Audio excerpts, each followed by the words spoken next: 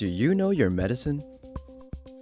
Weed Maps and SC Laboratories bring you an educational series on the science of clean and safe cannabis. Today's cannabinoid profile is on tetrahydrocannabinolic acid.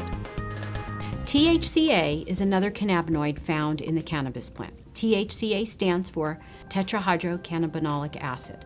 Cannabis actually produces carboxylic acids as opposed to the non-acidic forms like THC. So when you hear of THC in plants, there's actually very little THC in plants. It's mostly THCA. THCA is actually not psychoactive. With heat or with time, the THCA will convert into THC, and that's what's psychoactive. So when we smoke cannabis, we're smoking THCA, but the heat is actually turning that THCA into THC, and that's what's giving people the psychoactive effects that we come to expect from cannabis. THCA has been found to have its own medicinal properties in that it's anti-inflammatory and it appears to modulate the immune system, meaning it can suppress it or enhance it. What's interesting about THCA is that it can be measured by medical cannabis testing, and it does allow for a patient to know the total amount of THC that's in the plant. So usually when one gets their medical testing results on a certain plant, the THCA will be expressed in percentage.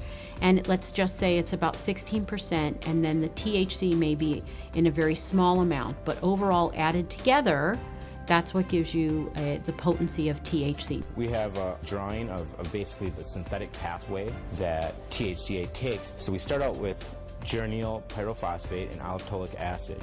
They combine to form what's called cannagiberellic acid, another acidic cannabinoid. And the cannagiberellic acid, or CBGA, basically folds in upon itself and form rings, which gives us the final structure using the THCA synthase enzyme to form THCA.